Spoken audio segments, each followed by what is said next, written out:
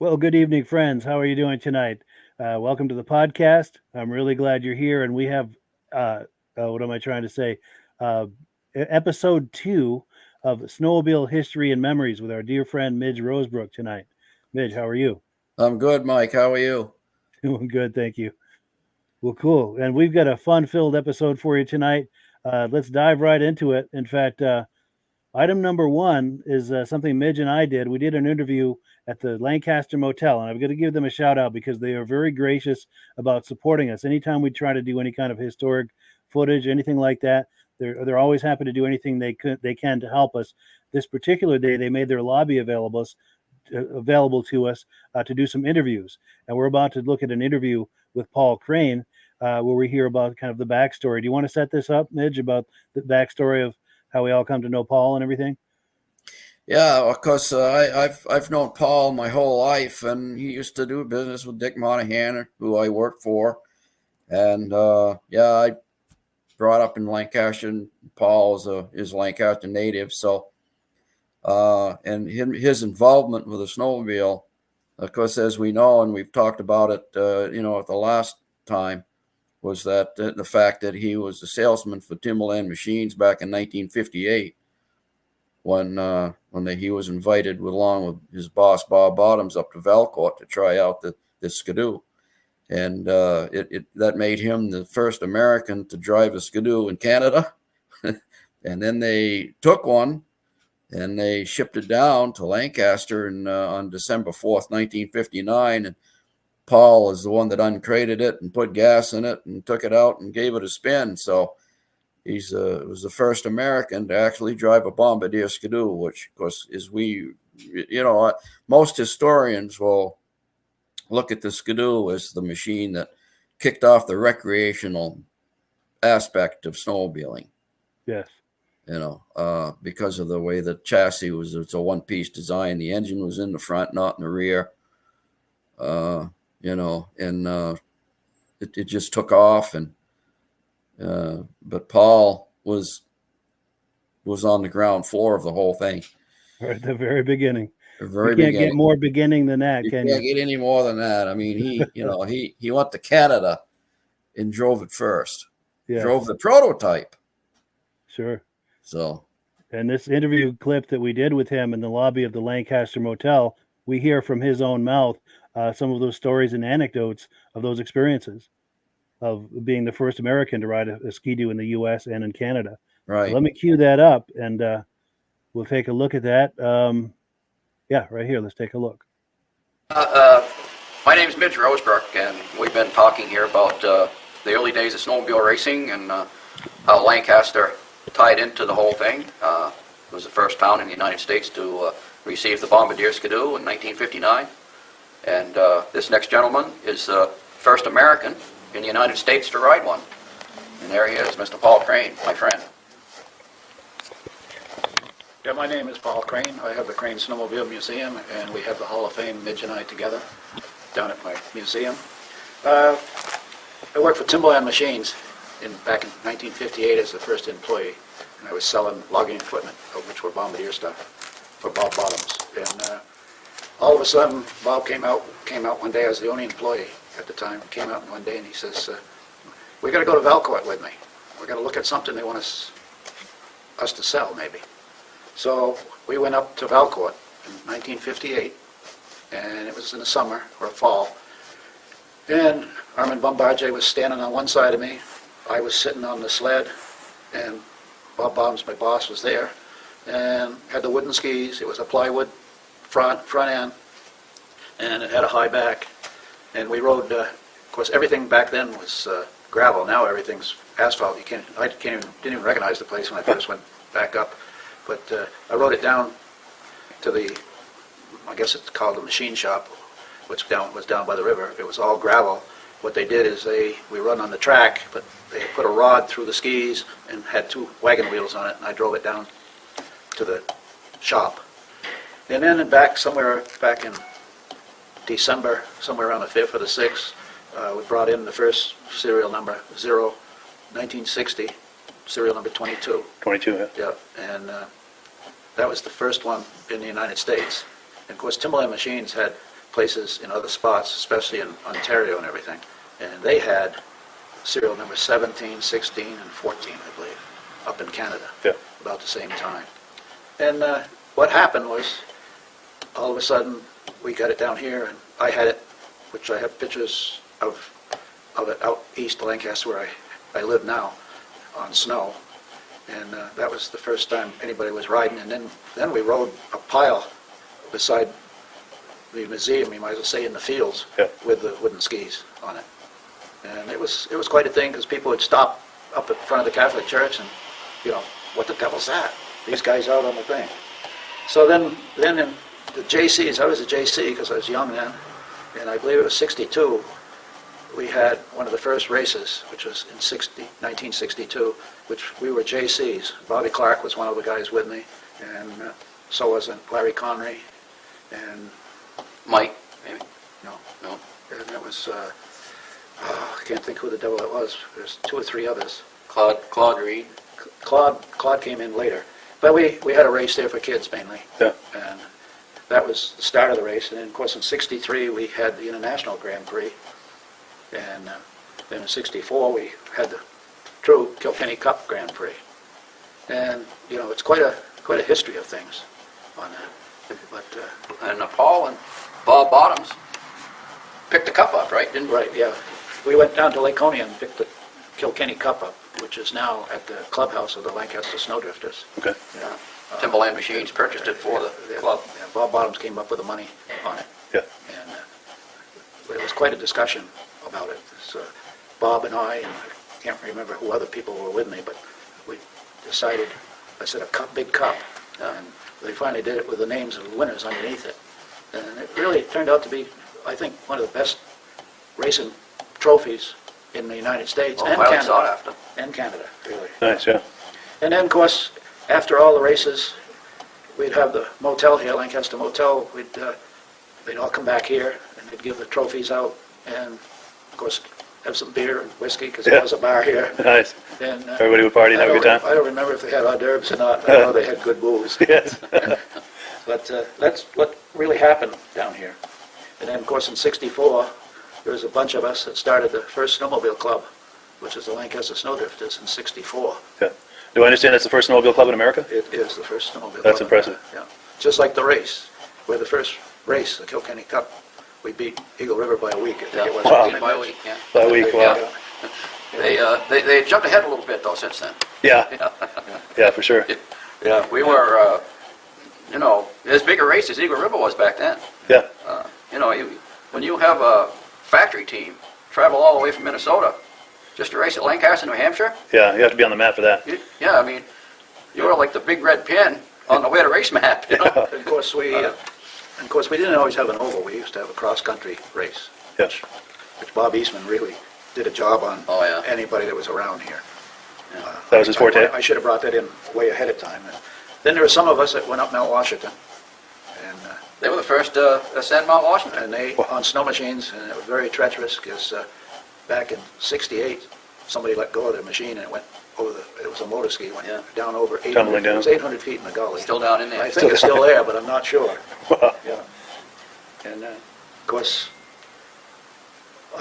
Midge and I got together and started the Hall of Fame, but I've always, you might as well say, since 1961, I had a 1961 Skidoo, and Bill Doolin and I, and Pearlie Whipple had one of the first ones. But Pearlie Whipple and I used to go up into Nash Stream and up Phillipsbrook. It was the first ones. Trappers were up there because Pearlie was a trapper. Yeah. And we were trapping beaver, and the pulp piles were 10 to 20 feet high, and we could drive right up Right up on them? onto them with the 61 Skidoos.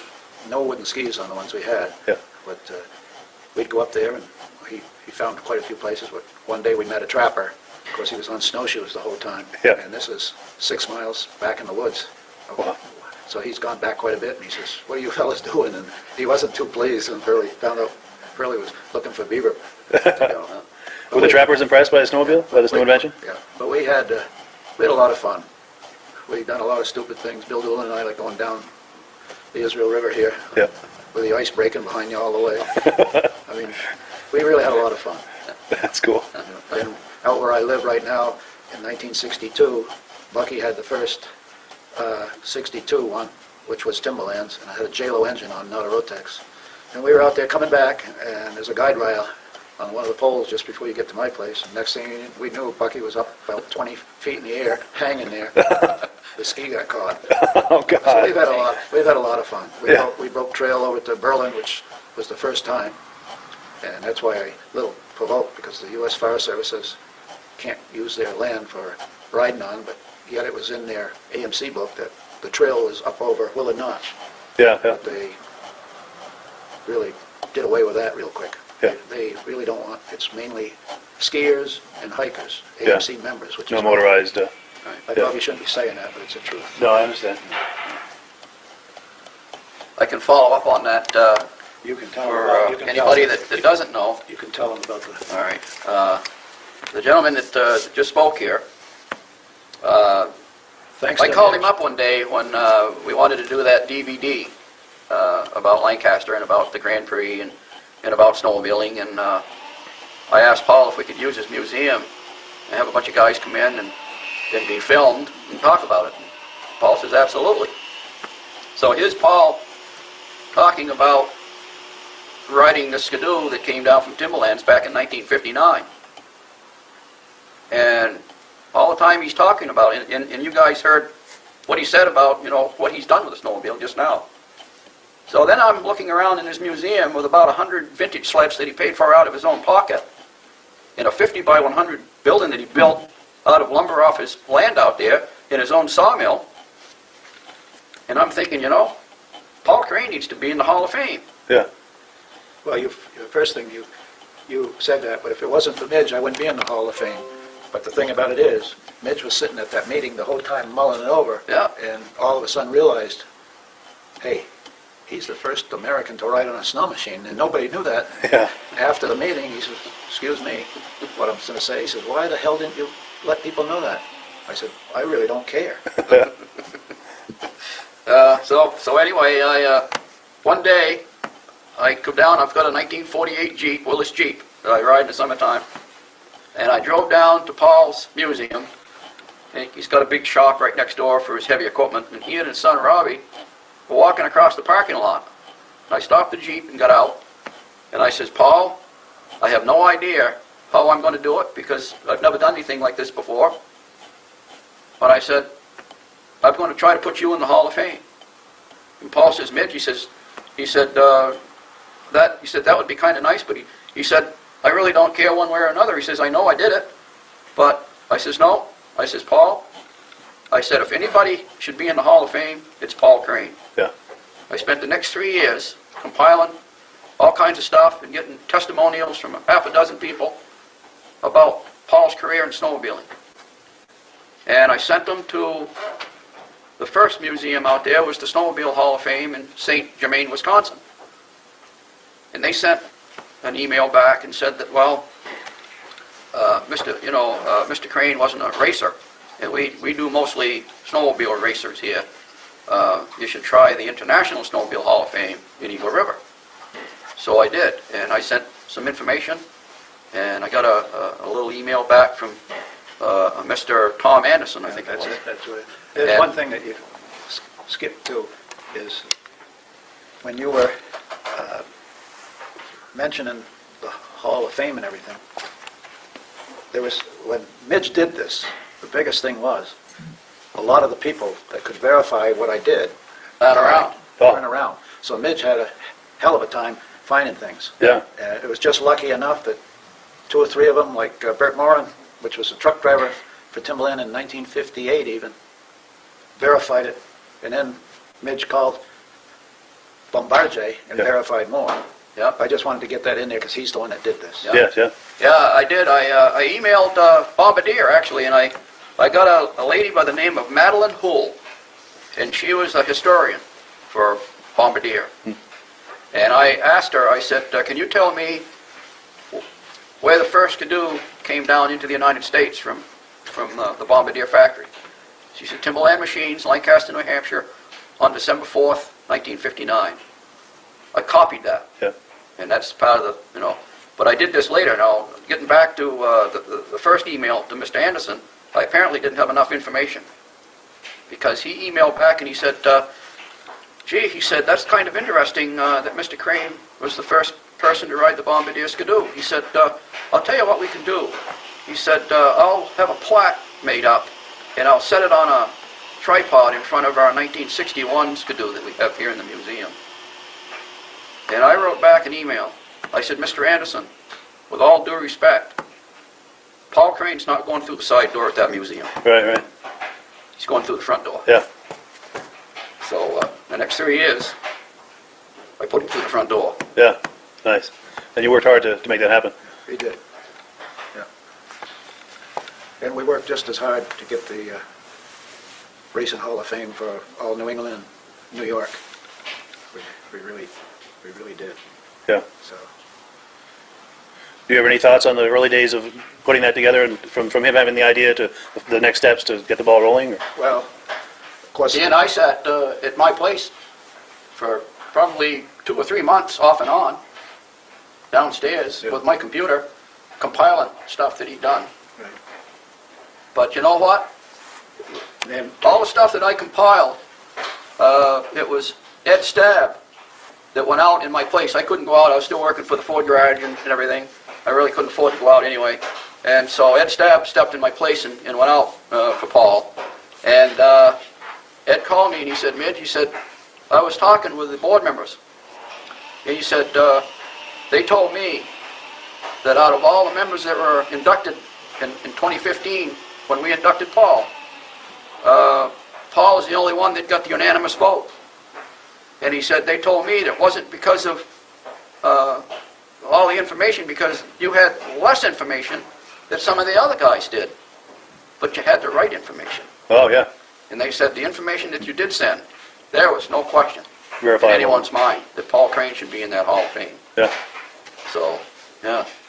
And that's what got the Hall of Fame thing started with us. When we had the Grand Prix, and all those old guys showed up. And Paul and I got to thinking, you know, man, these guys aren't getting any younger. They're in their 70s and 80s, you know. Never got recognized. The Easton guys never got recognized. Herb Yancey from New York, and rightly so, is in the Hall of Fame out there.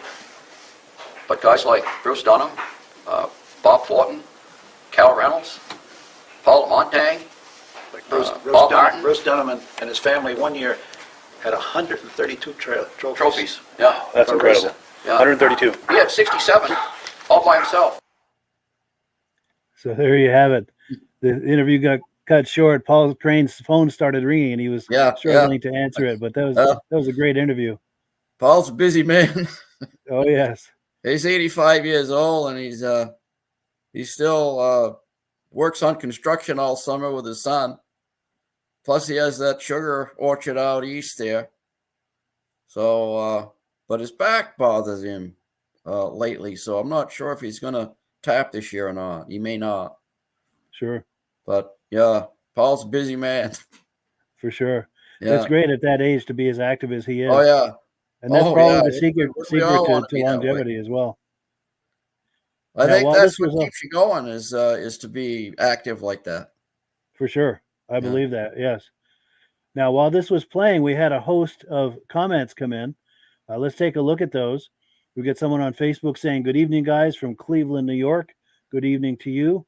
Platkill, New York, regular viewer. Nice to see you. This must be Stacy and Art Fosler, regular viewers. Todd McMillan says, Todd from Maddock, Ontario, Canada. Thank you for joining us. Our good friend Ben Thomas, who just had a Vintage Snowmobile show yesterday. We're hoping that went well. He's watching from Carterville, New York. Midnight Rider says, love the sled podcast. Well, thank you so much. We love that you love them.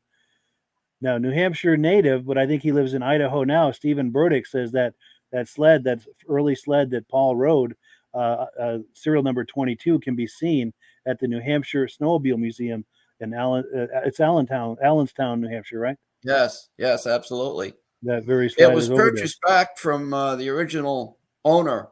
It was purchased back by Timberland Machines. They actually traded him a brand new 1966 10-horse Skidoo for that original Bombardier, and then Timberland's restored that. they had a bunch of guys out in the shop restore that sled back to the original shape. And then they donated, Bottoms donated that to the museum. So early in the game, they recognized the historical significance of that. Oh, Bottoms, yeah. Sure. Oh, yeah, that was the first machine to enter the United States. Yeah, for sure. It's good that they kept track of that. Yeah, yeah.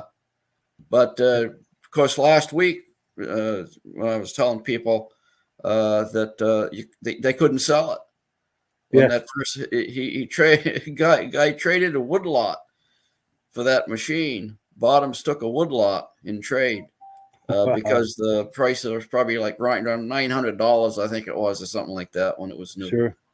And nobody could afford it, so he trades a woodlot for the sled, and then Bottoms knew the historical value of that thing for sure, so he got it back. It's quite the story around that specific sled, and all of them too, but that specific sled too. Yeah. And we've got BCJ Vids in the house saying, love it. Cool. Glad that you love it. We love that you love it. Kevin Colhane says, good evening, Mike and Midge. Just logging on. Glad to have you on here. Alan Gove says, good evening from Enfield, New Hampshire. See you folks this coming Saturday at Crane's Snowmobile Museum. Oh, and that's good. a great opportunity. Yeah, please be sure and say hi to us, Alan. Get a good look at our faces there on the left, and Paul as well. And be sure to say hello to all of us. Yeah. Looking forward to meeting you. And that's a good opportunity to talk about the Vintage Snowmobile show that Paul Crane is hosting this coming Saturday in Lancaster, New Hampshire, there at Crane Snowmobile Museum. It's going to be his 10th annual Vintage Snowmobile show. So he's trying to take it to another level to celebrate that occasion. He's going to have some extra trophies, some extra categories, and a few other fun surprises. So if you're in the area, do not miss it. It's going to be a great show. Good show. There's the exhibitor sleds outside, usually 50 to 100 exhibitor sleds outside. And then you go inside the museum, and there's 100 plus sleds in there. So there's a lot of sleds, a lot of things to take in. And if you're planning to come to Lancaster for this from any distance, be sure to book a room at the Lancaster Motel. They do an awful lot to support this podcast and all of these historic activities that Midge and I and Paul are doing. Yes, absolutely. The Lancaster Motel supports us big time. So we need to support them as well. As one hand washes the other, as Mike and I was always brought up learning, So absolutely. Take care of the people that take care of us. Yes, they're a good friend of the snowmobile community, and they're good personal friends of ours as well. Yes, very much so. And Ben Thomas has a comment about that Vintage Snowmobile show he had yesterday. He said it went great, and thank you for helping to promote us. And he was there promoting this podcast at that show as well, handing out some DVDs and some AMSOIL samples. We thank him very much for that as well. Jim Holbrook from Vermont, regular viewer, says, great interview. Thank you so much. We appreciate your taking that in. Now, here we go. Awesome history of the first Ski-Doo sled. Great job, Midge. And this is from John Springer, our good friend John Springer. Thank you, John. And then Stephen Burdick says, I'd love to be able to trace the history of his 1961 tin cab. It obviously came through New Hampshire. Yeah, very cool. Yeah. And then if you had the serial number, that'd be the way to be able to trace it. Yeah, if you do have that, Stephen, maybe we can, I don't know if anything can be done on the Lancaster end, but if it's possible, we're happy to try. Yeah. And then my good friend Dirk Seams is here. He says, good evening from Otter Tail Lake, Minnesota. And if you look at my personal Facebook profile, Dirk posted a video clip that he took this weekend of the show at, it's in Minnesota, Eagle Lake or something. I'm sorry, I'm having a senior night. I'll tell you that. I can hardly remember anything tonight. But he posted some nice footage from that show. And we thank him for that. So anyone who's personal friends with me on Facebook, do check out my personal profile. And I'll be sharing that video clip on a future episode of the podcast. James Whiteside said, this is awesome. Well, we thank you so much for that. Here we go. Elk River. I knew it was something river. But yeah, senior moments, they come more and more frequently. They happen more often, Mike. Oh, it's a scary thing. But yeah, so there you have it. We have, this interview with Paul Crane, one of the true pioneers of snowmobiling on so many levels. And Mike, the word pioneer sometimes can be used pretty loosely for anybody that was involved in snowmobiling, but this guy, this guy has pioneer written all over him. Yes, the genuine article. The real McCoy, as they say. Real McCoy. Absolutely. Yeah. So let's continue with that momentum. This is the perfect segue into our next video clip. In fact, let me remove this from the screen. I need to switch gears here on item number 2.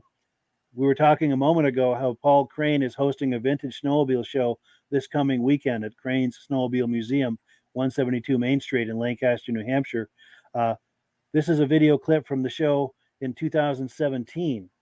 So I'm doing this deliberately to tease you into considering joining us this coming weekend over at Crane's Snowmobile Museum. It's a wonderful show, and hopefully this video clip will help to sell you on that.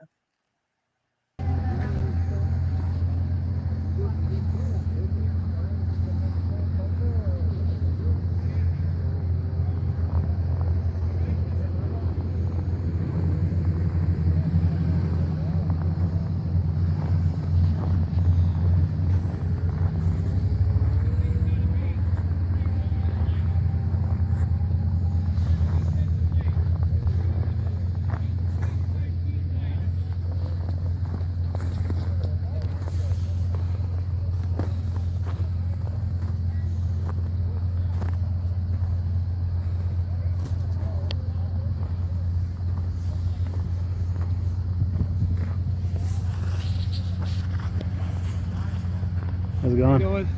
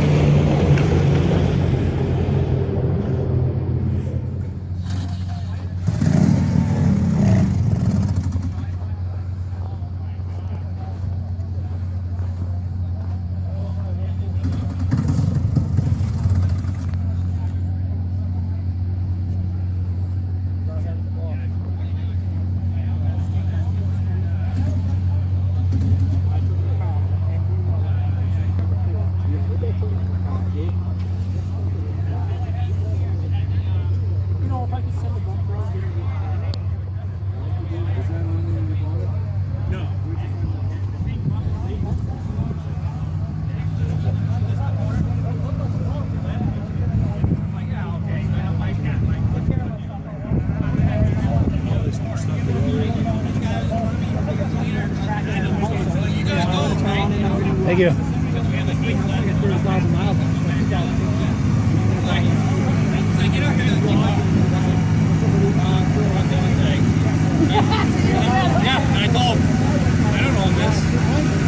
Excuse me. Thanks. So what I did, he's like, all right, we're going.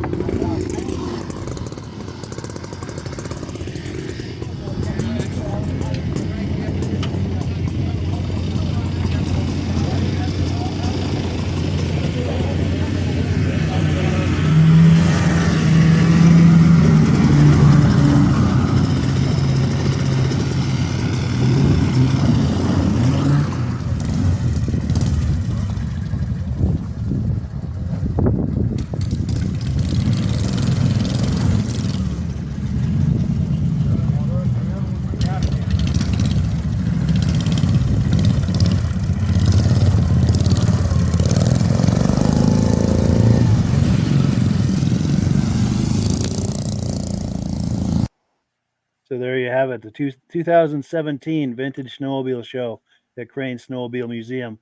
I have to make a note about this. You see a lot of blank spots there on the snow. That is because you see this pickup here. I was doing this videotaping a little bit late. People were already loading up their trucks and trailers and getting ready to go. So there's a lot of sleds that I missed. I just happened to get there late. This is my first time at the Crane Show, so I wasn't quite sure what to expect, when to get there, all of that. But certainly not my last visit to the Crane Show, I'll tell you that. That's Conrad Rollins, by the way, Mike. Are you kidding? No, that's Conrad. That was his last show. Really? Yeah. Wow. Yeah. Yes, talk to us about Conrad. Fill us in on Conrad.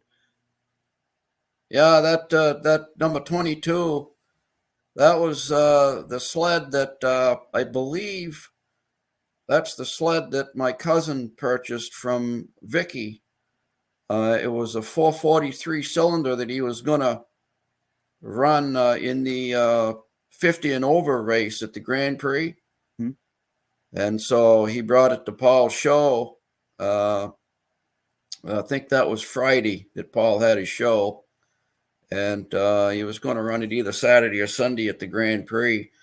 But he ended up, he didn't run it. But yeah, I have a photo here somewhere of Conrad standing in front of that sled. But yeah, that's him loading that. Wow. Yeah. The late, great Conrad Rollins. And he has been inducted into the Eastern Snowmobile Racing Hall of Fame. That very year, 2017. That was the first year. That's wonderful. Yeah. That is wonderful. Yeah. So that sled's in good hands. Yes. Yeah. My cousin will take really good care of that machine. Wonderful. Yeah. Now we've got Bud Gordon here with his Snowjet, his Thunderjet. Yeah. He brings that to a lot of shows. It's always fun to see that. Yeah, that's pretty cool. In fact, if anyone was at the Old Forge show in 2022, he had it there inside the building. Yeah. Yeah. And yeah, cool. We've got some comments coming in. Let's see what we've got here. Okay. Oh, we've got the serial number on that number Ski-Doo, the 1961 Ski-Doo of Stephen Burdick's, 612384. We'll have to make a note of that. Yeah. Yeah. Yeah. Look into that. If there's any way to look into that on this end, that would be wonderful. And hopefully somebody's watching the podcast and may have a collection of old Ski-Doos, and maybe they'll go out and look. Yes. Yeah, for sure. See what their serial number is on them. Yeah. And then we've got James Spranger says, good evening to Mike, Paul, and Midge. Thank you so much. We appreciate that. James Whiteside says, what an honor it was to be the first man from the U.S. to ride these incredible machines. Can't imagine the feeling back then. Yeah. When this is all completely new and wonderful. Yeah. Yeah. Oh, and then someone, John Spranger Jr. is saying, I like the Thunderjet on that wagon. Yeah, that's always fun to see at these shows. Yeah. Yeah. Absolutely. And then someone else is saying, wonderful podcast. Thank you, Mike and Midge. You are very, very welcome. Thank you. And David Lowry says, very cool, guys. Thank you for sharing this. Well, thank you so much. Yeah. And before we switch gears, I just have to remind everyone that the next Crane Show is this coming weekend, this Saturday, the 3rd of February. It's always the first Saturday in February. This is at 172 Main Street at Crane's Snowmobile Museum in Lancaster, New Hampshire. And we'd love it if you join us. Midge and I are going to be there. Paul Crane, of course, hosts the thing, so obviously he'll be there. But it's a wonderful event. It's the 10th annual, so he's trying to take it to another level with some extra trophies, some extra categories. Wants to make it really special. And I think it's supposed to be nice weather, too. Not as cold as it was last year. It was cold last year, yeah. No, I just got out of the hospital, and as you know, and I just couldn't make it. Yeah, it was bitter cold. It was too cold. Yeah. Yeah. And if you're thinking of coming any distance to join us at this Crane Show, please give a call to the Lancaster Museum. I'm sorry, I'm having some senior moments tonight. The Lancaster Motel, our friends at the Lancaster Motel, there's a link in the description as well as their phone number. Give them a call. We'd love it if you would join us this coming weekend. Yeah, yeah. And Stephen Burdick says, to clarify, that serial number is the one that he owns. He's wondering about its past owners or who it was originally sold to.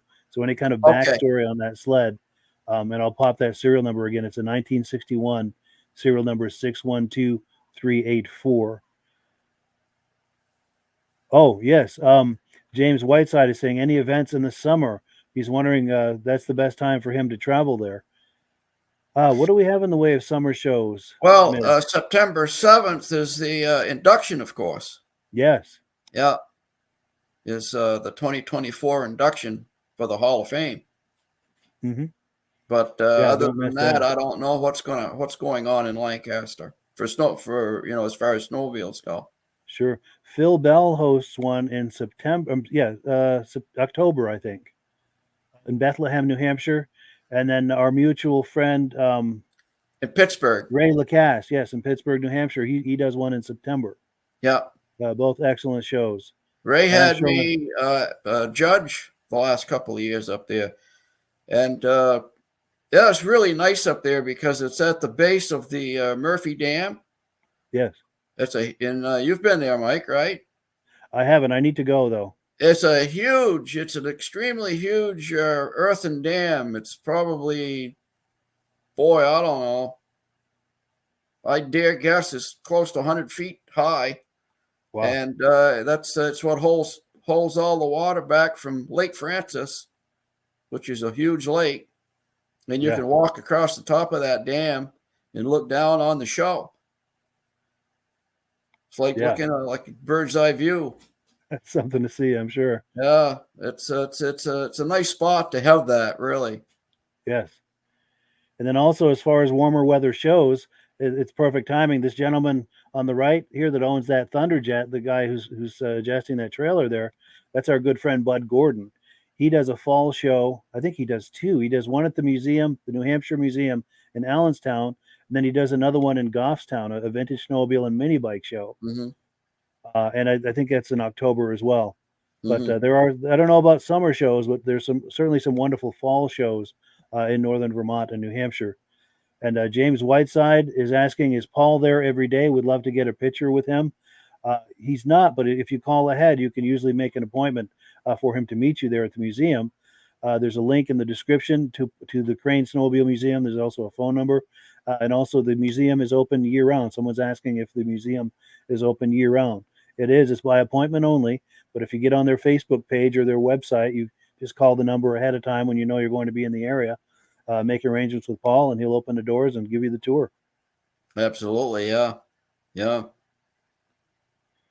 Anything I've missed, Midge, before we move forward?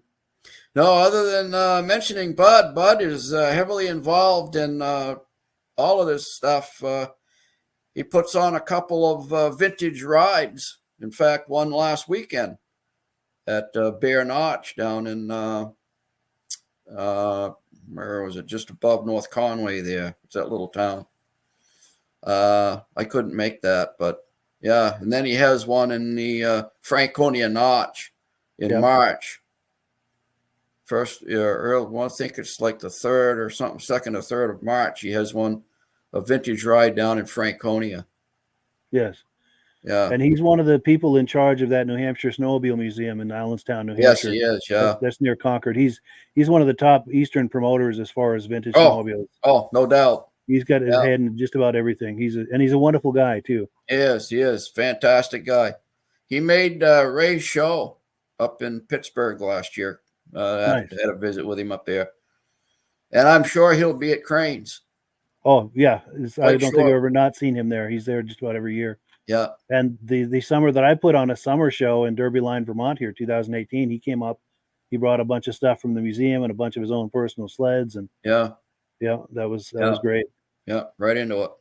Yes. Oh, and James Whiteside also says, thank you for the information. He was asking, if Paul is there every day. Well, cool. Yeah. Cool. So let's switch gears and get where we need to be here. We're on item number 3. Now we're going to look at some historic images related to Lancaster snowmobiling, racing, all of that. This is something that Midge and I did, again, at the Lancaster Motel. It was a different visit from the interview we saw earlier. But like I said, we've got to give a shout out to the Lancaster Motel because they're always very generous about making themselves available whenever we need to film in there or just need a place for an interview. Or in this instance, Midge had some historic images and we went to the motel to talk up these images. And we're going to see an image of Gilles Villeneuve, and we're actually going to be standing in the spot where that image of Gilles Villeneuve was taken. Yeah. Anything about this, Midge, before I roll it? That year he came with that IFS Scarroux in '76. He cleaned up. He raced in 3 classes and won all 3 classes with it. Yeah. Nice. That's cool. It was they were hand built sleds built by Gilles himself. And That's amazing. Yeah. Well, cool. Let's take a look at that.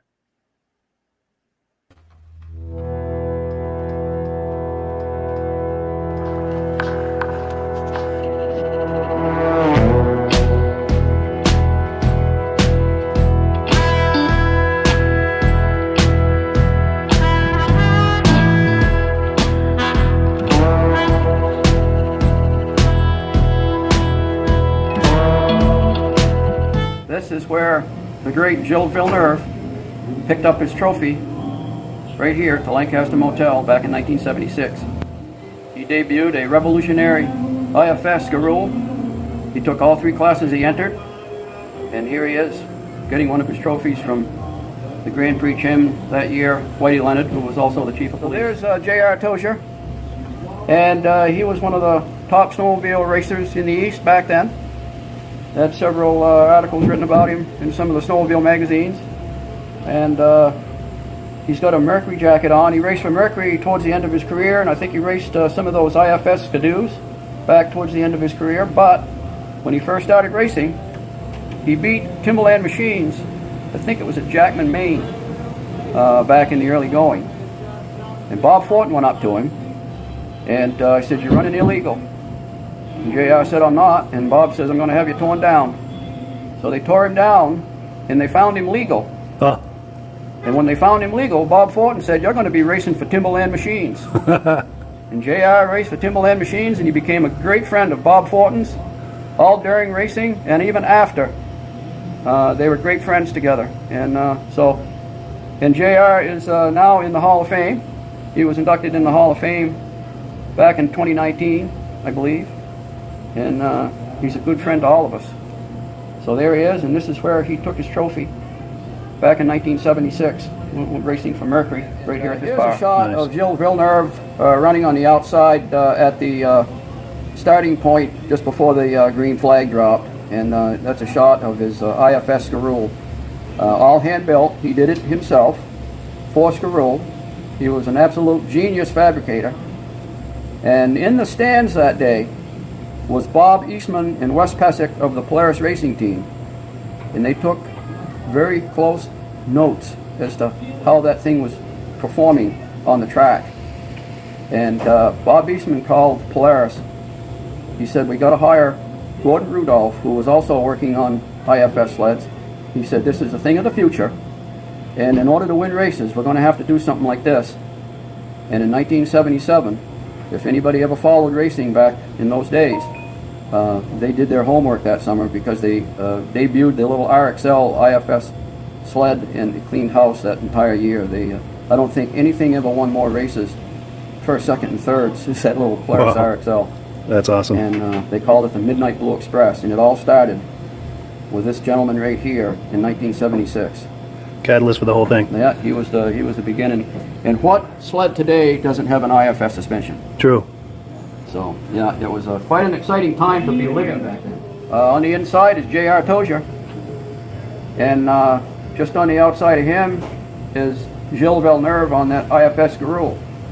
If Gilles hadn't showed up that weekend with that IFS Scarroux, this guy right here, J.R. Tozier, would have won just about everything, because he came in second behind him on a LAPIERRE Mercury. So yeah, but that was the Grand Prix in 1976.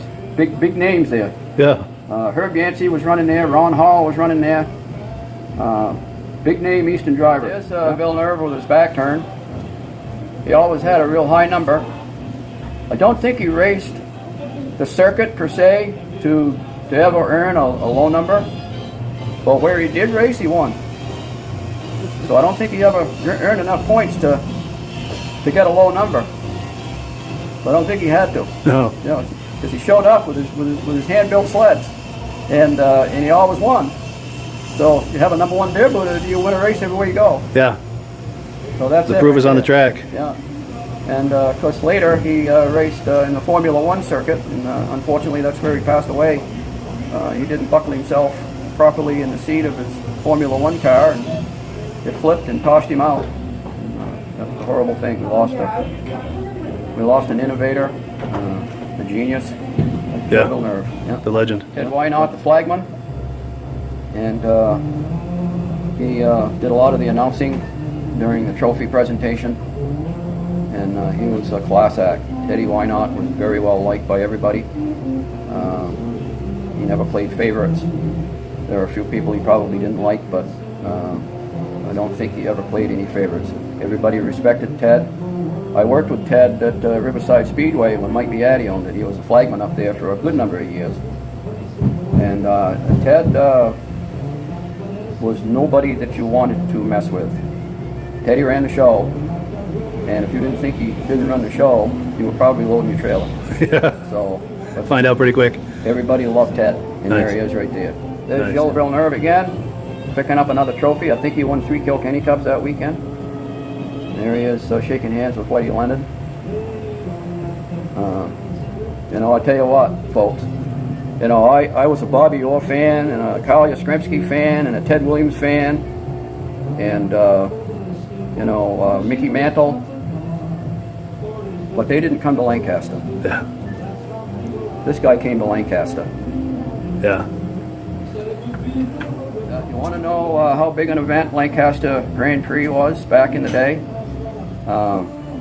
Very few venues were big enough to have the governor of New Hampshire come and make a speech. And here's Mel Thompson, 1976, coming to the Lancaster Grand Prix and making a speech. So how big do you have to be to have the governor of New Hampshire show up in northern New Hampshire in the middle of the wintertime? Yeah. You know, and there he is. Nice. Yeah. So it's the governor. If you put that up for a second, Yeah. the governor's in the middle, and who was on the right and left? Governor Mel Thompson's in the middle. Lyle Hersom, who was a representative from Groveton, New Hampshire. He was also the voice of the Lancaster Fair every year for many years. And on the right is Whitey Leonard, who was the Grand Prix chairman in '76, and he was also the chief of police. And he was a big guy. You didn't mess with Whitey.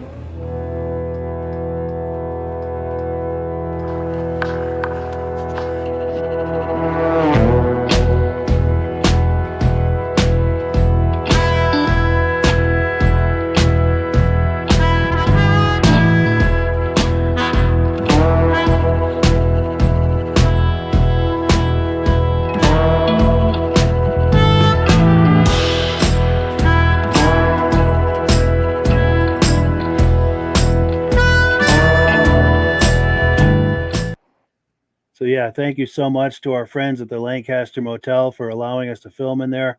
They whenever we want to, it's just a matter of making arrangements, and they allow us to do whatever we want to do in there within reason, and we really appreciate that. Now, there's a reason we did this pan across the lobby like this, because this media bar, that shot of Gilles Villeneuve, it was right in front of that media bar. This is Right where there. they used to have the award ceremony for the Grand Prix back in the late '60s and early '70s. Right in this very room, right in that spot. Mhm. And it's If only very those cool walls could talk, Mike. yes. And it's a special thing to be standing in the very spot that Gilles Villeneuve, had that photo opportunity. Yeah, yeah. And there's Oh, another, they were giants of the sport. yes, There was no bigger name back then than Villeneuve or J.R. Tozier for us, for New Englanders. These guys were heavy hitters, yes, and they all stood in that motel lobby at one time or another. yes. And that's one of the cool things, one of the great ironies. I don't know if irony is the right word, irony in a positive way, if you will, is you're standing on the spot and showing the picture of Gilles Villeneuve on that spot, Yeah, I did. Yeah, yeah. which is really cool. Isn't it cool? Yeah, Oh, it's wonderful. yeah. And then there's another image I need to comment on. This one right here. Okay, so Yeah. Teddy Wynot we've talked about this before. It is just truly just a bizarre series of coincidences. I'm very good friends with his daughter. Now, I showed this to her recently and I asked her, well, that girl on the right, is that you? And she took a close look and no, I don't think that's me, but it might be my sister. And she's checking on that. And if it is her sister, the one she's thinking of, this is the sister that accepted the award when Ted Wynot was inducted posthumously into the Eastern Snowmobile Racing Hall of Fame. That would be Darcy. Yes, exactly. Yeah, she was Ted's shadow. She used to be up at Riverside Speedway with him all the time. So that would fit then if she was close to him. It's a very good chance then that this is her in the image. That's probably Darcy. Wonderful, and I'm waiting for confirmation on that. And as I have that, we'll definitely we'll bring it to the podcast for people to enjoy. Yeah, Ted was a flagman for Riverside Speedway he started his career flagging at over at Waterford, where Paul Belfay has his Waterford racetrack now. Yeah. And Ted began his flagging career over there back in the late 50s, early 60s. And then he just as the snowmobile racing started getting popular, there was big demand for flagmen, and Ted just automatically went over to snowmobile racing in the wintertime and flagging at all of those events. And then he still flagged in the summertime at some of the stock car tracks. That's cool. So it was a year-round thing for him. Year-round thing for Ted. Wonderful. Yeah. Now, is there anything else that you have comments you wanted to add on any of these images that we're talking up while I've got them handy? Well, I can remember walking within a foot of the front of one of those squirrels that was setting out in front of his trailer, Villeneuve there. Yeah. And I stopped and looked at the thing, and was just wondering at the radicalness of it with that IFS. And I was standing right in front of it, and I think Jacques, his brother Jacques, was in the back of the trailer at the time too. Jacques used to help him. Wow. Yeah. Talk about brush with greatness, huh? Oh, I was blessed to be able to be involved with that whole thing. Yes. Sure. Just growing up around it all the time. Yeah. Yeah. Now we have comments coming in. We've got MD on YouTube saying, "Good evening, fellas. Good evening back. Nice to see you." James Whiteside says, "Awesome," and we thank you for that. Jim McCrae says, "That's great stuff, guys. Thank you so much." And Ben Thomas says, "Agreed. Love this history lesson." Well, cool. Yeah. Good deal. And look at the crowd. Yes. Good point. In the back there, it's just a sea of people right there. Yeah. Yeah. It was a big deal back then. Big deal. Now, this is a good opportunity, Midge. There's one of my favorite stories that you tell, and I'm sure you see this coming, about when the Team Arctic tractor trailer was late that year. You want to pick it up from here? Tell that story. I love this story. Yeah, that was about 70, 71 when the Grand Prix really started getting off the ground. The officials were waiting for Team Arctic, the tractor trailer, to show up. And so they could get the show on the road, and they wanted to get going around 8 o'clock or so, and the trailer hadn't showed up yet. So they get on the CB, and they got a hold of the truck driver, and they says, "Where are you?" And the driver says, "I'm stuck." And they said, "Stuck." They thought, he was off the road or something. In a ditch or something. And they said, "Stuck where?" And he says, "I'm stuck down here at the intersection." He says, "The traffic is backed up down Main Street as far as I can see, and they won't let me in." So they had to dispatch a state police cruiser down to the traffic circle, and they escorted this tractor trailer all the way up the left-hand side of the road, because the right hand, of course, was full of traffic. So here's this tractor trailer going up the left-hand side of the road and into the fairground so they could get the event going. That's amazing. That's how big this thing was. And the thing that made me think of that is that illustrates just how big that was and what a mob that attracted to the town of Lancaster. And I think that year Oh, you said there was something like 15,000 people that bought tickets to oh see yeah. the races that day. Oh yeah. Yeah. And if you look at the sea of people here, you're probably looking at, 10,000 people there. Yeah. And And that's only just a partial view of, I mean, that there's a whole bunch of people in front of those sleds going up into turn one. yeah. And to have that kind of a crowd descend on Lancaster for a weekend, it's almost like a smaller version of the Woodstock Oh my situation where gosh. everything was just backed up, Yeah. It Oh, it was a was a huge, wonderful thing for Lancaster to have that Grand Prix. oh yeah. Yeah. I mean, the sidewalks folded up, in the fall, nobody came to Lancaster. There was nothing to come to Lancaster for.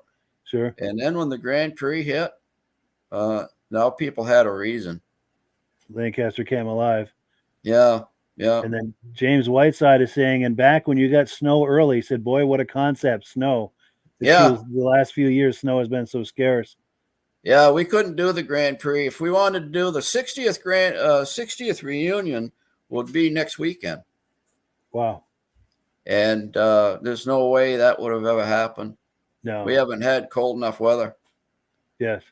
Yeah. Oh, and then Todd McMillan is saying, first time viewer, and I love it. The history of the snowmobile. Well, thank you. I'm glad you're Oh, here, wow. Todd. Yeah. And since you're here, Todd, we do this every Sunday night, and we also do another Vintage Snowmobile podcast every Thursday night at 9 p.m. So wherever you're viewing this right now, circle back 9 p.m. Eastern time, Thursday evening, and then Sunday nights for what we're doing here. Midge and I Yeah. have at least another 1 or 2 nights of this sort of thing. And then I always do long form videos on Sunday nights. So there's always something here in this time slot Sunday nights, and we always get something on Thursdays. So yes, Yeah. if you're enjoying this, please join us. We're very happy to have you here. Yeah, absolutely. And I want to thank Mike for doing this for us too. Oh yes, it's my pleasure. Yeah, And thank you as well. It's a wonderful collaboration. Oh, definitely. Yeah, we've been collaborating for probably 5 or 6 years now, and Yeah. it's wonderful for everybody. It's a big win for everyone. Yeah, absolutely. Yeah, if you're into snowmobiling and the wintertime sport, motorized sport, then there's no better place to get caught up on the vintage scene is right here. Yes, absolutely. Yeah. And then to support that, here we go. Here's a good comment. James Whiteside said he's made his girlfriend mad because he watches these podcasts. Yeah. Yeah. Oh well. Well, cool. We thank you for that, and I hope it's worth it. And our apologies to your lovely girlfriend. We thank her. We thank her for her support. It's only an hour. Yes, exactly. Well, cool. Well, let's keep this going. Let me switch screens here. We're on item number 4. Now, you've heard us talk an awful lot on this podcast about Crane's Snowmobile Museum. And we're going to take a look at a video clip that I did. In fact, Midge and Paul and I were there back in 2018, and they gave us a tour of the museum. So let me cue that up. While I'm queuing that up, the thing I'm going to add is this is 2018. So as anything, change is constant with a museum like this. He's constantly adding new sleds, selling off sleds. There are also sleds in there that are on loan from various collectors. So it's constantly changing. But this is a snapshot of what was going on at the museum in 2018. I'm also telling you this so that to make you curious about coming in to see what's in there now, because a lot of the machines are the same, but there's a lot that have changed. That's kind of where I'm going with that. But let's cue this up and take a look.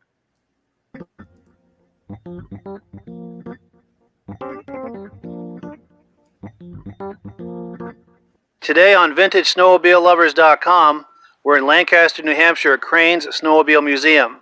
And our good friends Midge Rosebrook and Paul Crane are just about to give us a tour of the museum. How you doing, guys? Good. Good.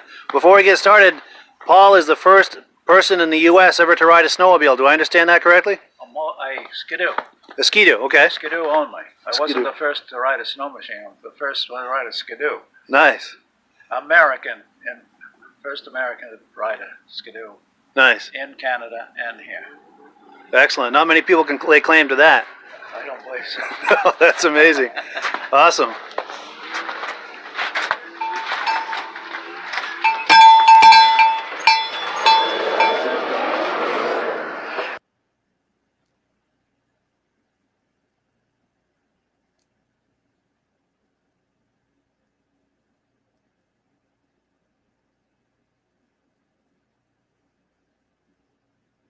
We'll just start down this row here. All right.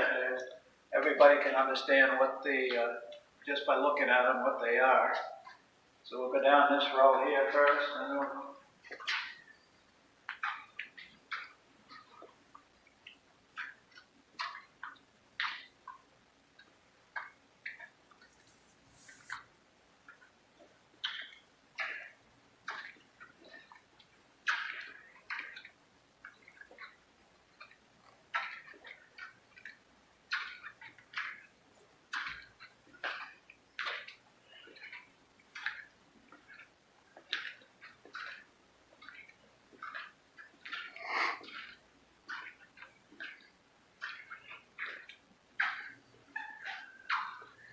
on the end wall here, we have some of the clothing. Most of them are practically mine in the family that wore, that rode things. Nice. So these are yours from back in the day, you and your family? A lot of them are. I would say that 80% of them are. Nice. And at the end here is a Scatmobile, which is rare. It's got 3 real big bloom tires. It was made out in Grand Rapids, Michigan, and I met the guy years ago, and he was driving a Stanley steamer up his driveway, and I told him I just picked one of those up and I'm going to start a museum someday, and he said, I'm going to give you something, young man, something that nobody has. My first sign that was put on the factory. And it's a plywood sign. It's a little rough, but I was going to cut the bottom part off where it's rotten, but I just figured it would lose the value of it. Yeah, for sure. Yeah. Wow, that is awesome. That's quite a gift to receive. Yeah. Outstanding.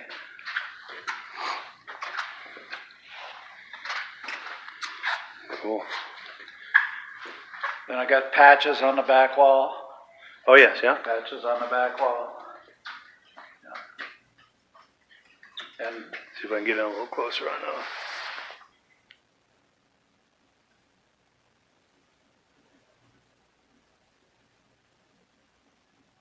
one. And up on the rack over here, we got some of the small snow machines. I remember the kitty cat from back in the day. Yep. Then we got the 1926 Model T snowmobile, which is a foot narrower than the average snowmobile. And if you look at the running board, it says snowmobile right on it, Really? which is rare. Right here on the step. Yeah. Wow.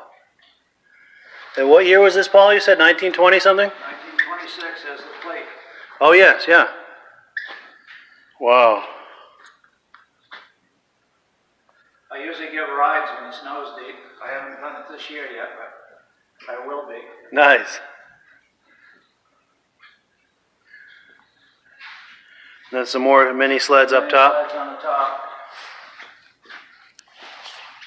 Then over in the corner here, we have some more mini snows plus a couple old sleighs.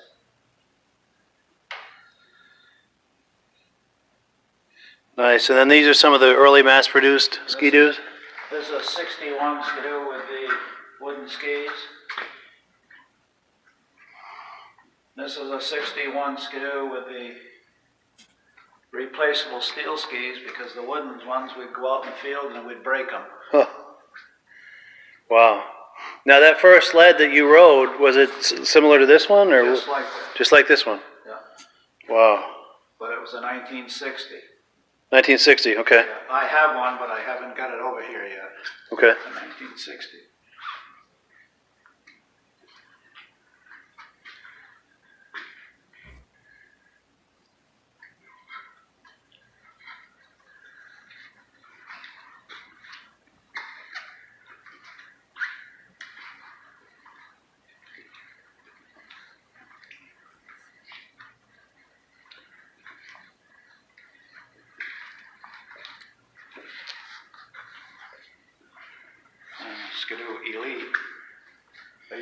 I sold those, and they sold for $19.95. Really? Yeah.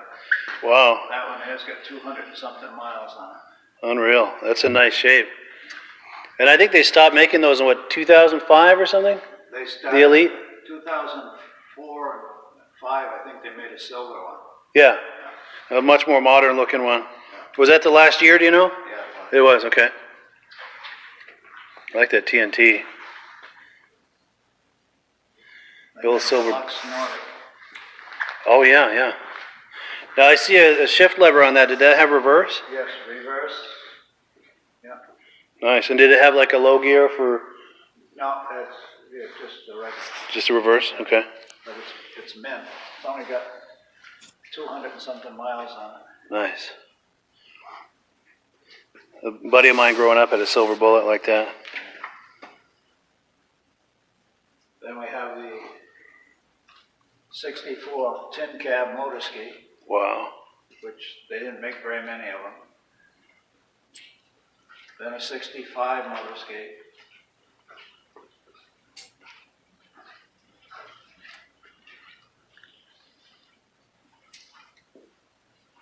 Then a racing motor ski, which is a 634 Herc. Yeah.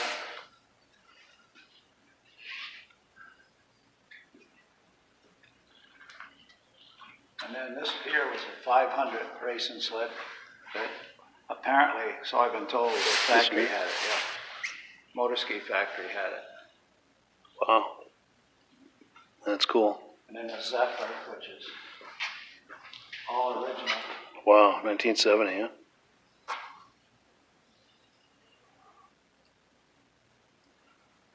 I remember these Nuvics back in the day. Yeah. My father's friend had one just like that.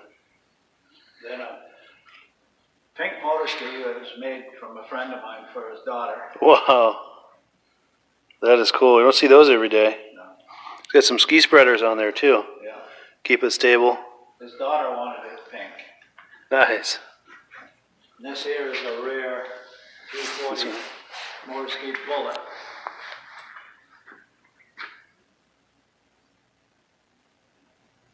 Wow. And the 340 Sonic, Supersonic Pro sled.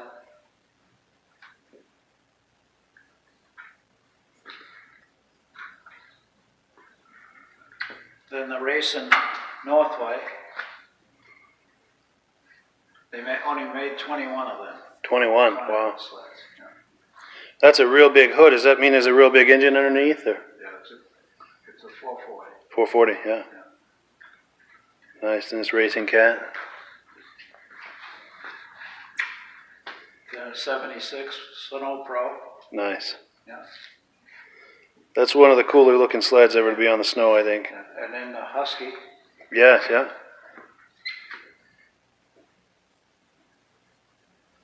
Of course, the RV, Ski-Doo RV that they raced in 75. Nice. Those were awesome.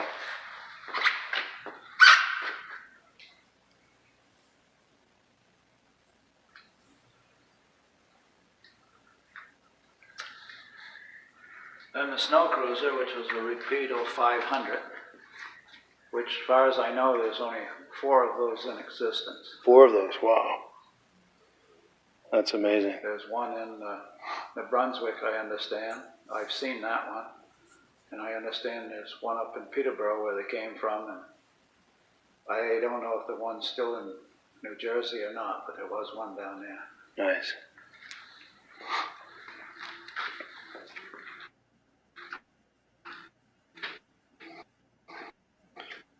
We had one like this when I was a kid. It was the consumer model, though, not the Starfire. That was fast. Even the consumer model, the 250, was really fast. Oh, yeah.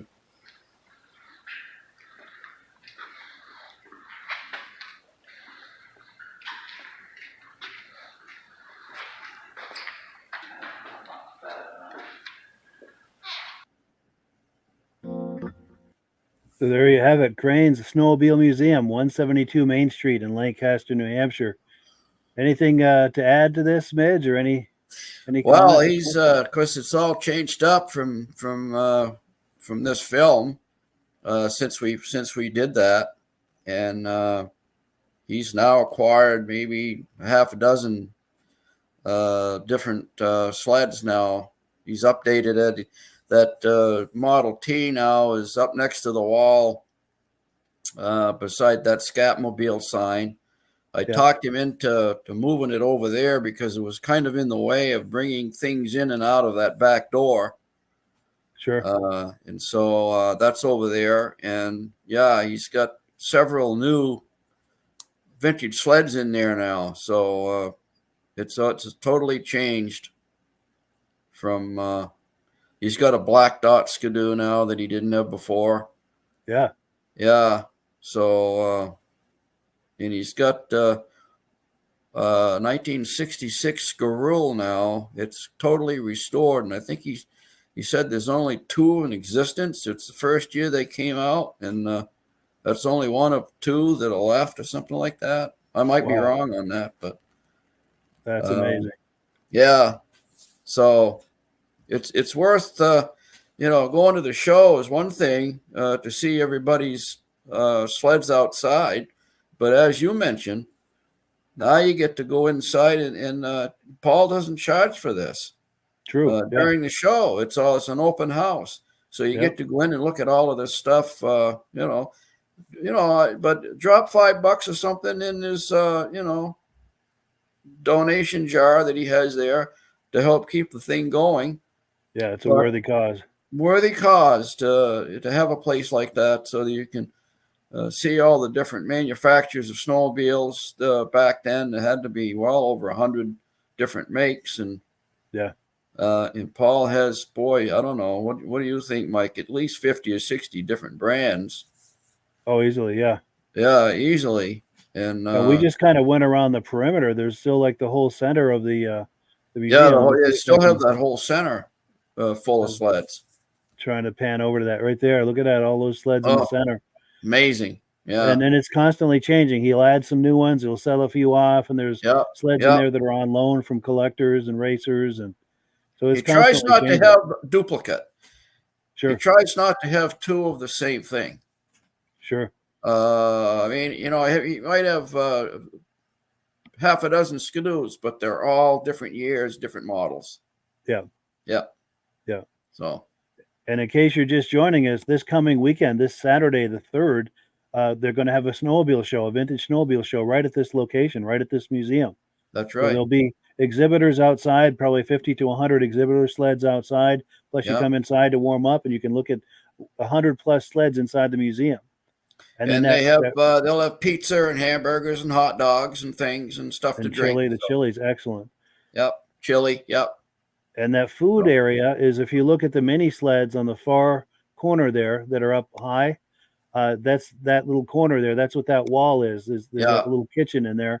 Yeah. And you just walk up to there and tell them you'd like a burger or a dog or some chili, whatever it is that you'd like, and you can go in there and get something to eat and something to drink. And right.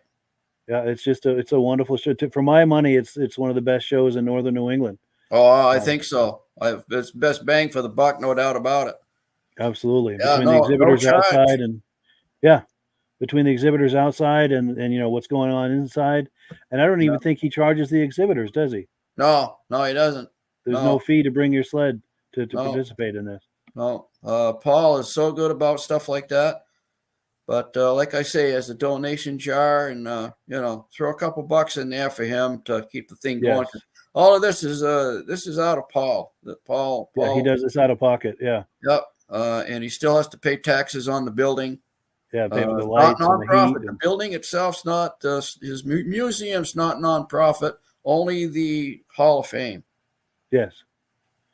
Oh, and that's right. The Hall of Fame is in there too. The Hall of Fame is on that back wall. Yeah, let me see if I can find that corner there. We can. This is 2018, so there weren't as many on the wall at that time. But yeah, I don't know if I can. Oh wait, no,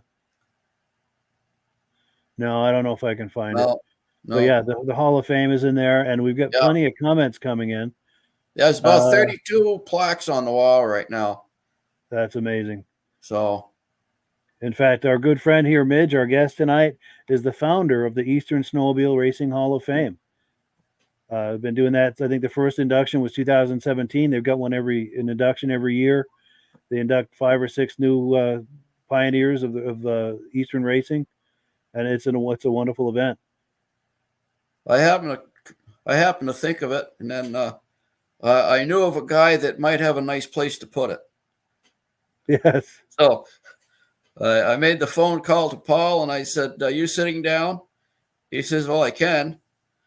I said, "What do you think about having our own Hall of Fame?" He says, "Let's do it." And the rest is history. That was in 2016. We did our first induction in 2017, and we just did our 7th this last fall. So. And it gets bigger and better and more wonderful with every passing year. Yeah. And the one thing I always say about this, I know you see this coming, but it's wonderful to have this induction ceremony to recognize all of these people. But the other byproduct of this that maybe none of us anticipated is it's also become a reunion for this community. It's a place where this whole community gathers every year. Yes. Past, present, and future inductees. This is the event of the season for all of us. Absolutely.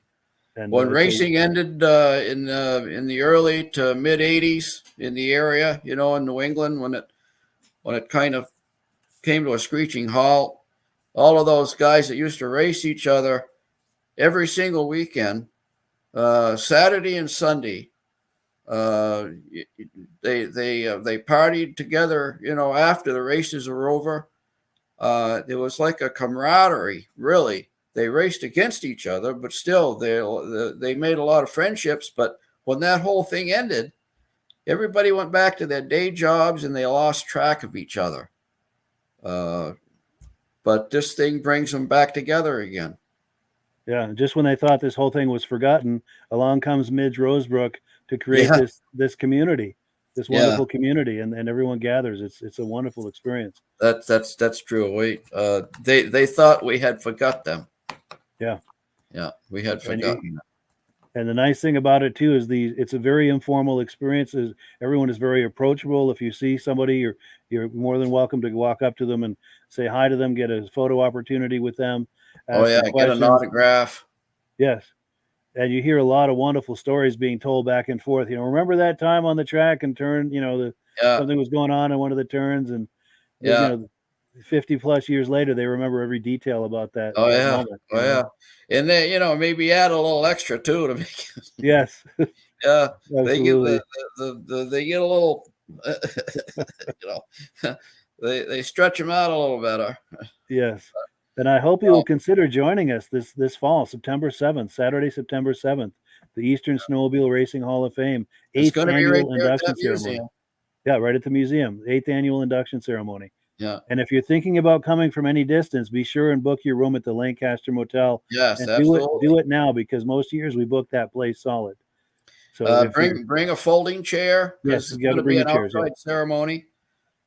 And so bring a folding chair, sunglasses, and enjoy the afternoon. And I mean, if you're our age, if you're in your 50s, 60s, 70s, you can remember that era. These are the guys that you used to watch race every weekend.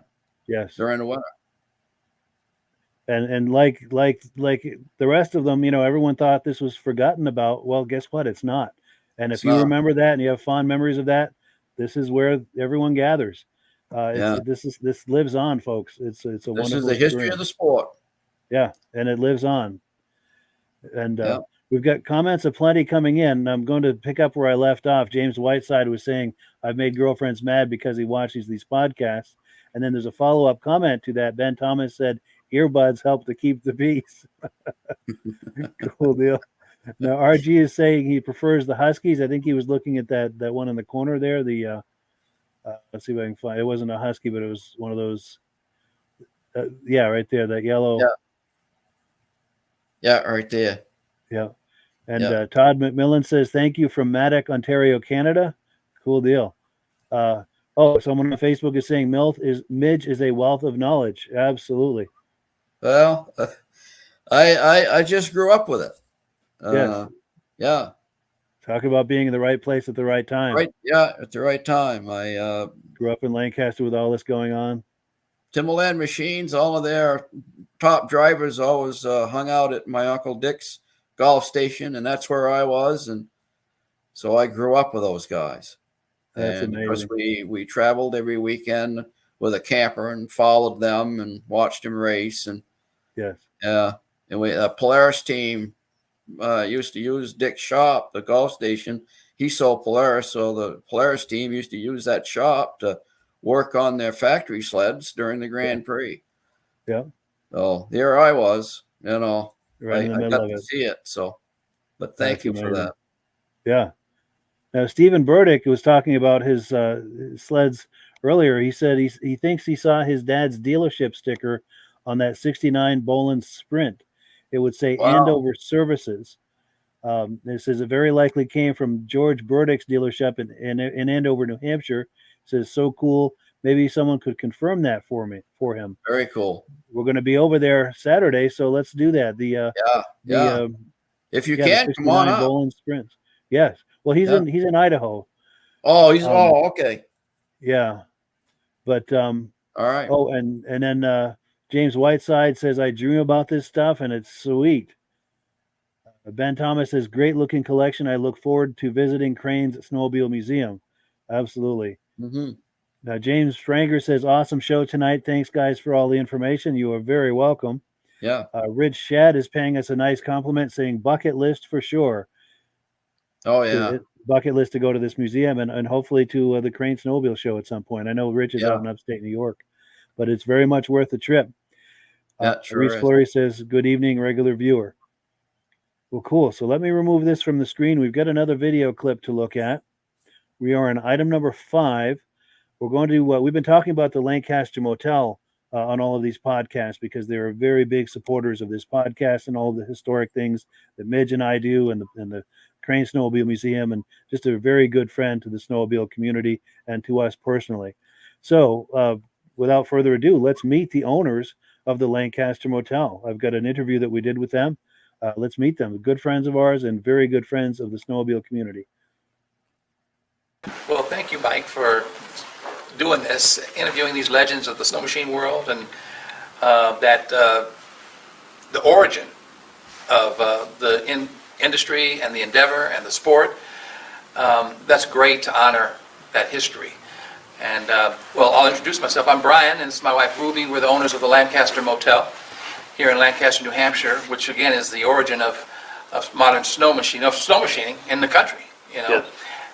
And we have had the opportunity and the good fortune to buy this property. It's been owned by several owners prior to us, but a year and a half ago in July of 2019, we had the opportunity to buy this property. And it needed some repair, it needed some love, but it was something that we were willing to undertake because of just what we mentioned, the history. This is a property that is a historic property. It's been a part of the community for a long time, since the mid-50s. And it was also important to the industry of snow machining. And so knowing that it was historic, knowing that it had a relationship to the community for years, and that it was right in the middle of town and had this connection to this sport, to this industry, it gave us the courage really to take this on, because there is a lot here. There's a lot to save, there's a lot to restore, and there's a lot to give back, not only to the town, but to the industry and to that history. So a lot of gentlemen that you spoke to today had a real history, not only the town of Lancaster, but to snow machining, but to this property. So that was kind of a gold mine that we could tap into and be a part of. So my wife and I have lived here for 16 years and really feel connected to the town of Lancaster. And this is a way to, dig into the community, but also to give back to a town that we care about. Yeah. So we've done a lot to restore the property. We've done a lot to, restore it as a motel, but also as a historic part of the community. There's been many receptions and weddings and birthday parties and celebrations throughout the years that the community has had those events right here in this property. So saving it, if you will, is really honoring its rich history and honoring the community. And we felt that if we could actually do that, that we would be successful because it's tied to everyone in the town. So that is what we've been able to tap into, and is happening. We're starting to build momentum, not only in the community, not only in terms of the travelers that come up and need a room for a night, but also to the snow machine community. You know, they've had their Snow Machine Hall of Fame event this summer, and the reception took place here. And it was great to have all the old timers, if you will, reminisce about the times that they spent at this property. So that was exciting for us, but it was also encouraging because that's exactly what we want to tap into. Nice. You know. So how about you, Ms. Rose? Well, you just said pretty much everything there is to say. No, there's always more to say when there's a lady on camera, right? No, we want to be the premier event place the way that it was back in the days of the people that we've come in contact with. This place, when people come in here, they have such love for the place. There's always a story. People randomly walk in just to share what they know about the place, people who know that we've taken it over. One of the things that I think is really telling is that regular people in the community as well, I mean, it's great to have the snowmobiling community involved, but just regular people, all the businesses, very supportive. Other businesses, what can we do to help you? Can we give you advice? Can we point you in the right direction? Can we come down and like when we were starting the room remodel, 30 community members came out and helped us tear out the old carpet. And, you know, it was just, it's things like that that really matter. It shows that these ordinary people in the community, this property is beloved to them, and they want us to succeed because they're willing to give up their, you know, Father's Day weekend, Saturday to come and, you know, and work with a musty old motel. So what we've tried to do is honor that and try to make the place as keep the essence of it, the retro essence, keep the memories alive in the rooms and the service, but also we've upgraded the Wi-Fi to the top of the notch Wi-Fi. We've upgraded the cable to the top notch cable and things like that, so that you'll get that warm, homey, retro feeling that all those snow machiners and guests in 1955 got, but you'll also be able to use your smartphone and things like that. Nice. So we want that to be a hallmark of this motel as well. Also, this summer we opened up the outdoor patio, and one of the reasons that we did an outdoor patio was we wanted people to gather with the local people in the community. So something really remarkable happened in that the guests would just come from wherever they came from. They'd be sitting out at the fire pits or just during the day under the umbrellas, and then local people would come walking their dog and talk with them and chat with them. So that's becoming part of the community again. That's what it looks like. It's when you have your guests from everywhere else coming in contact with what matters in this town. And what matters in this town are the people. So we were able to generate that just by, you know, creating a gathering space. So this is starting to become a community hub where, you know, we'll show you a little bit of a tour and show you our new bar and cigar lounge and what we're trying to do to offer something complementary to the other businesses in town. So. Yeah. Very good. Nice.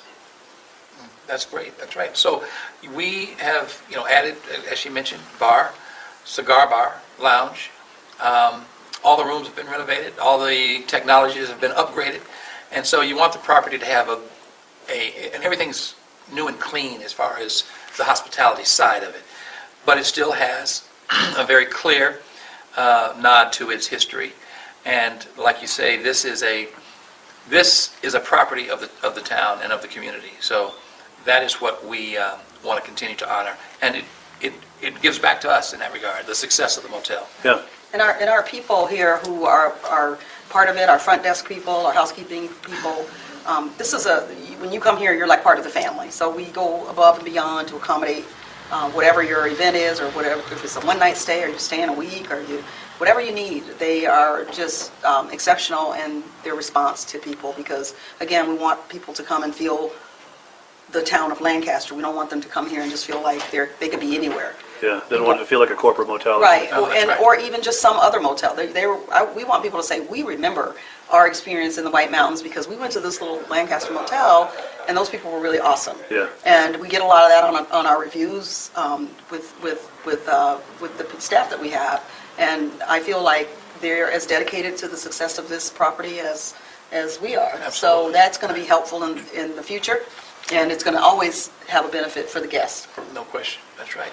So it's great in that regard, but it is also has a real hand on the history of snowmobiling. You know, that has been a big part of this particular property, and it was sort of lost for a period of time under a different style of management and a different focus.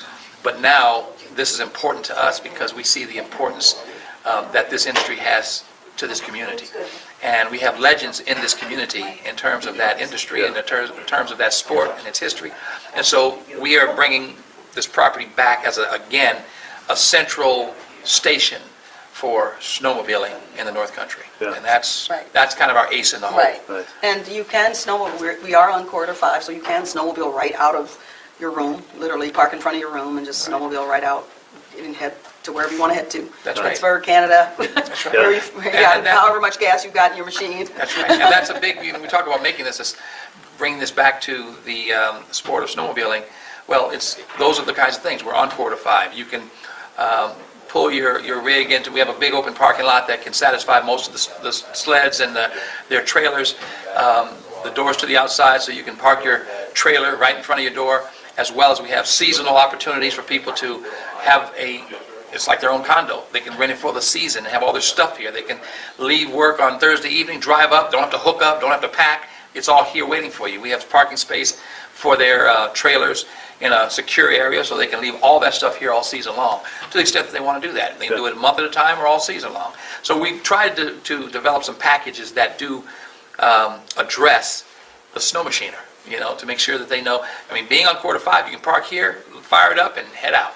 So that's the kind of thing that You're home away from home. That's right. Right, That's and then exactly. once you're here, I mean, we are literally like a few hundred feet. You walk to the edge of the motel and you are downtown. So you can go to the bakery, go to the brew pub, go to The restaurants. the breakfast place. Yeah. It's all right here, really a part of the And property. you don't have to get back in another vehicle to drive somewhere to eat or whatnot. Yeah. It's all right here. And the So- museum as well. Yeah. Oh, my goodness, and that's another exciting part of our location. We're literally a walk to the snowmobile, museum, which is it's a Amazing. remarkable Yes. facility. It Over really 100 is. sleds. Yeah. Over 100 That's right, sleds. that's there. right. So this is all things snowmobile, The museum down the street, the facility that accommodates all the amenities of Lancaster, on the trail.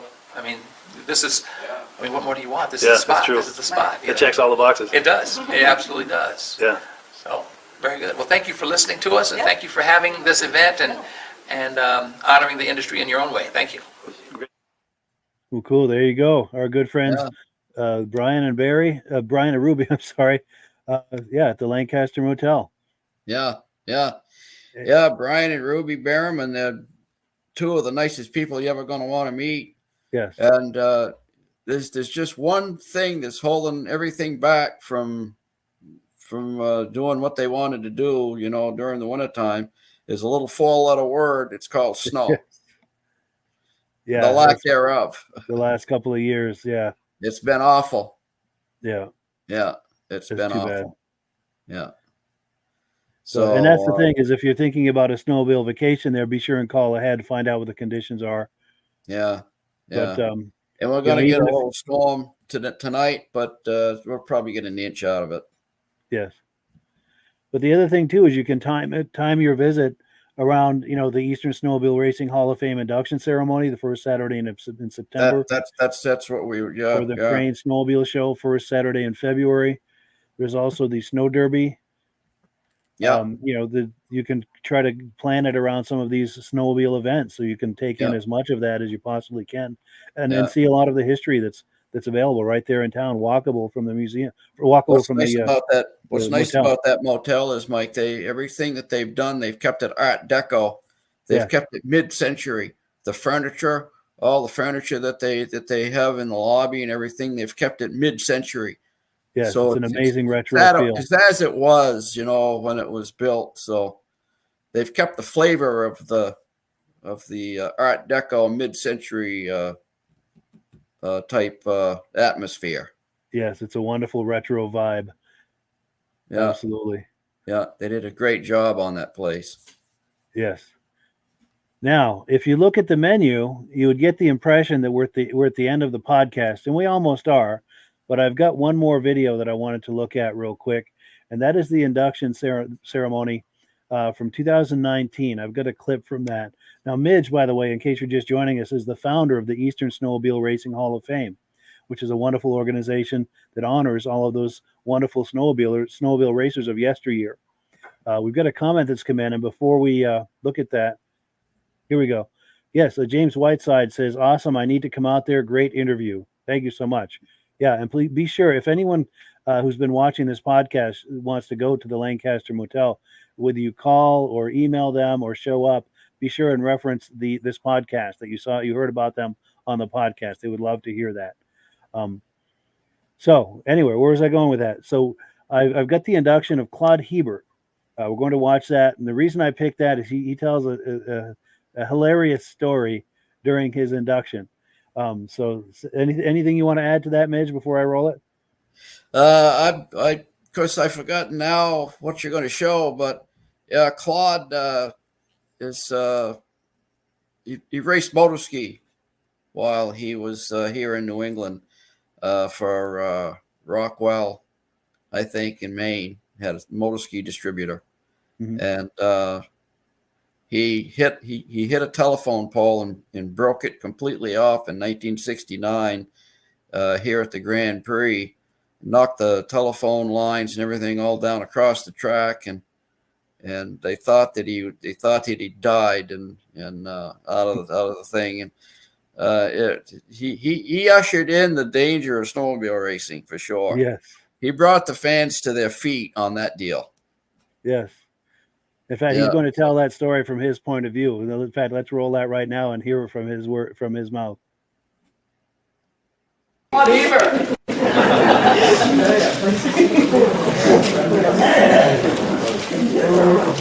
Claude Hebert, racer promoter, inducted into the Eastern Snowmobile Racing Hall of Fame 2019. Claude's exceptional racing talent in the early 1960s was noticed by the local Colbert motor ski dealer, who then hired him as their driver. He was soon invited to race for the Eastern Motor Ski distributor, Rockwell Incorporated. It was here that Claude not only became New England sales manager for Rockwell, but worked closely with the motor ski factory on engine development to increase horsepower, and was involved in the many rule requirements for racing. His role in production testing and new model development, along with a full racing schedule each season, contributed greatly to motor ski's success. When Rockwell Distributors ceased as a distributor for snowmobiles, Claude accepted the job as New England regional manager for Snowjet, now owned by Kawasaki Motors.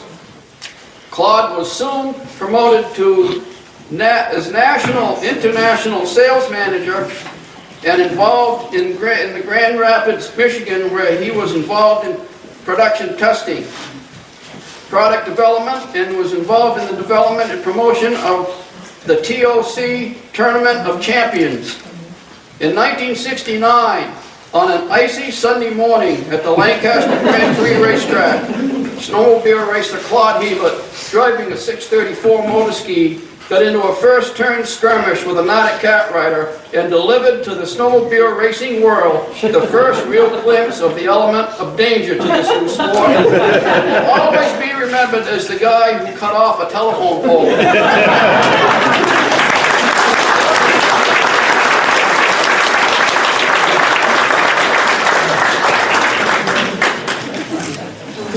You know, I never saw the pole because I thought I could use the berm and get around. My three-cornered files didn't hold. So I was going up to the berm, and then I see all these kids and people behind the fence. I thought, oh my God, that's where I'm going. Next thing I knew, when I came to, I was paralyzed. I was blind, and I thought, what in the hell happened? Somebody grabbed my foot, and I could feel it. I said, shit, I'm not paralyzed. So I was right between the snowbank and the fence. They pulled me out of there. I'm still blind. I turned my helmet around.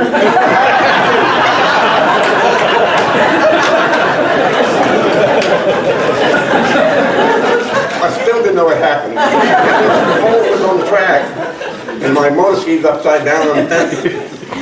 What? Well, I never saw the pole. That was the most amazing thing ever. And then they got my sled out, and I realized, tell my brake cable was broke. I couldn't slow down anyway.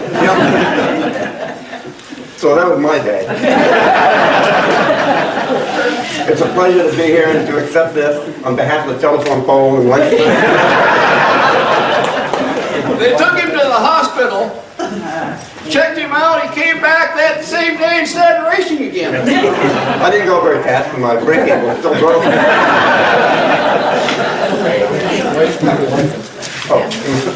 Claude is still promoting though. Claude has been instrumental in helping us find these different racers and everything the last couple of years on the internet. He's all the time looking for people, and he's been very helpful. So Claude's always doing something for us. Hey.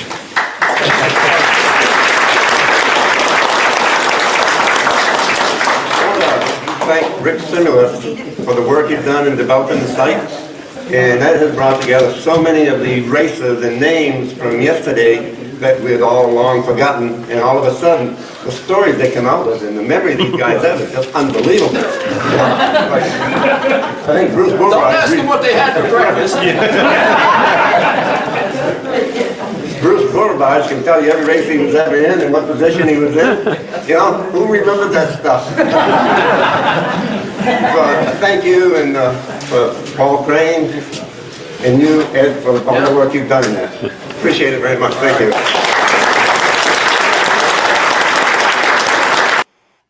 So yeah, it doesn't get better than that. No, that was cool.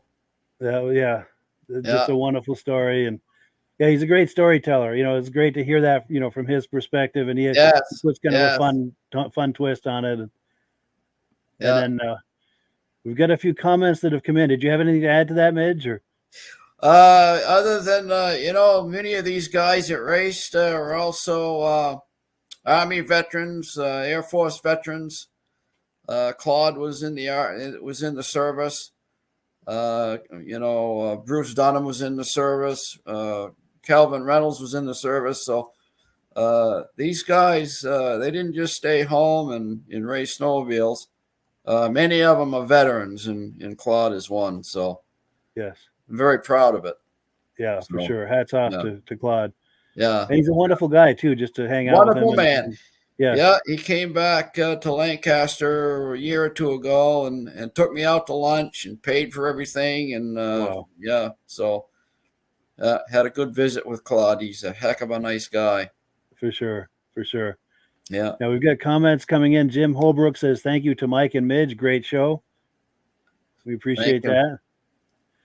And thank you to Mike and Midge for all you do for our vintage sport. John Spranger Jr. Well, thank you. Appreciate that. Thank you. Ben Thomas says, thanks for a great episode, fellas. Good night. James Whiteside says, that's so funny. Absolutely. And Ben Thomas says, great clip from Claude's induction into the Eastern Snowmobile Racing Hall of Fame. Alan Gove seconds that. Great induction. Also appreciate all the time and effort you guys put into the best era of snowmobiling. Well, thank you. And that's why we do it. It is the best era of snowmobiling, the golden age, for sure. Yeah. And since we've got a few minutes left, I'm going to play one more clip, and that is a quick interview, just a 2-minute interview that I did with Claude after the ceremony.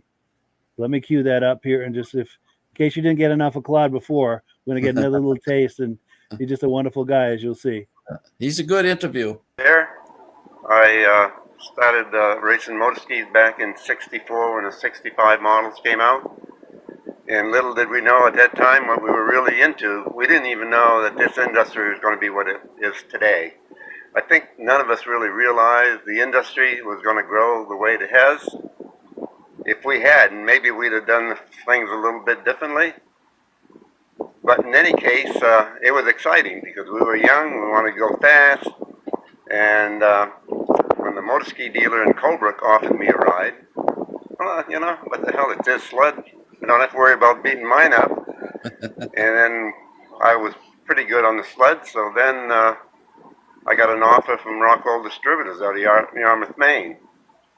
And so they hired me, and I went racing and sales, and raced every weekend, and then salesman during the week.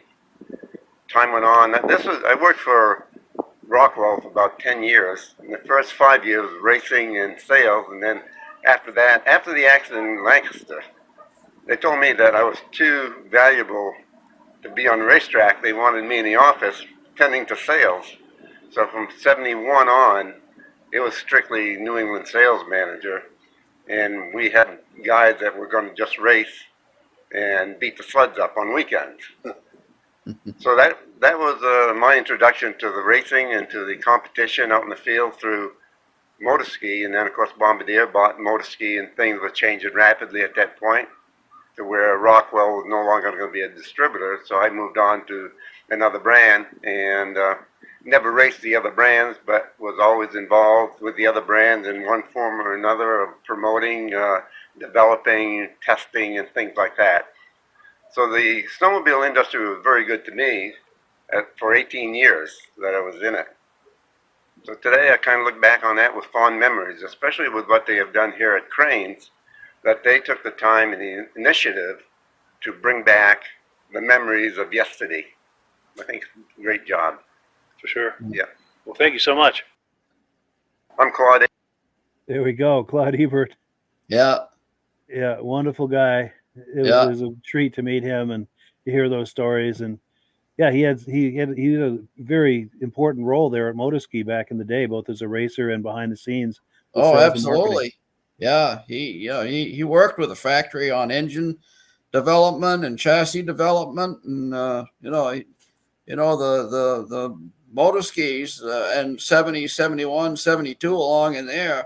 Claude had a lot to do with the design and everything else with those sleds. So yeah. Plus being a salesman. Yes, you're looking at a key person behind Motoski right there. Yeah. For sure. And then he went to Snowjet in Kawasaki and helped get the Tournament of Champions off the ground, that Kawasaki, where they had like 8 or 10 of the same sled. So yes, and they had all the top drivers race. It was like what was it? What was it? IROC. Remember the IROC series with Race of Champions? The Camaros? Yes. Same thing, only it was snowmobile. And Claude had a lot of involvement with that. So, in fact, it's good that you say that, because you and I are both good friends with him on Facebook. We should try to get him on here on the podcast some night to talk about that Race of Champions and I'm everything sure he's that got was about. Photos and everything of that. To hear the backstory on that, because that was a big deal at the time. It was a big deal. Yeah, all the top drivers were going head to head on sleds that were identical. Yeah, they had the identical studs. They had the identical carbide. The engines were identical as much as they could get them to be, and so that everything was equal except the driver. Yes, yeah, a level playing field, so to speak. Very level playing field. And that way it was, you could tell who the best driver was, because, they're all driving the same type sled. Nobody has an advantage as far as snowmobile goes. Yeah. So, yeah. Very cool. So we've got James Whiteside saying, great show, guys. Love it. And we appreciate that. We love that you love it, and we love that you watch it. Yeah. And so we are pretty much out of time. And we want to thank everyone for viewing tonight. Thank Midge for being on and sharing all these stories and anecdotes. Thank you for having me on, Mike. Oh, my pleasure. It's always fun to take a deep dive into the history of snowmobiling, especially as it pertains to Lancaster, because Lancaster, in many ways, was the epicenter for an awful lot of it. Yeah. An awful lot of it. Yeah. I mean, don't think I'm bragging about this, because it just happened to be. It happened to be the town that first took the Bombardier in, and that's the machine that kicked off racing in the recreational aspect of snowmobiling, really. Yeah.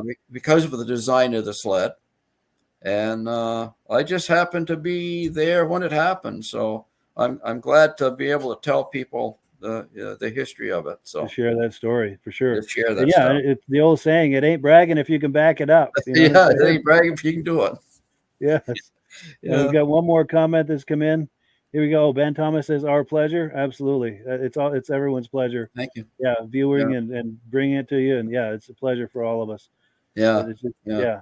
And it's a wonderful community. All of the people that are in here making comments and viewing it and enjoying it, and the Right. comments, the questions, the engagement. You know, that's what makes it a community in my mind, is the engagement, because That's you know, right. comments and questions, and yeah, Yeah. Yeah. No, it furthers the sport. yes, keeps Yeah. it alive. Keeps it alive. Yeah, because Yeah. anyone who was there remembers what an incredibly wonderful experience that was, and Yeah. it's It was cool a that there are whole new people sport still at out that there time. that are interested in keeping it alive, still have an Yeah. interest in it, and viewing things like this and thinking about it, talking about it, keeping it alive. Right. And yeah, it's a wonderful thing. Yeah. All right, Mike. Yes. Well, have a good evening, everybody. Be sure to tune in Thursday evening. And also, Midge and I have got another evening like this planned for you Yeah. next Sunday night. It's going to be a little different. Yeah.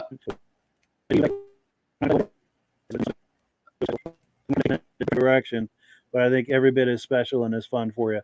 So be sure and Yeah. tune in Yeah. Sunday and next Thursday as well for the usual Vintage Snowmobile podcast. Right. Everybody, have a good evening. All right. Take it All easy. right. Adios, Mike.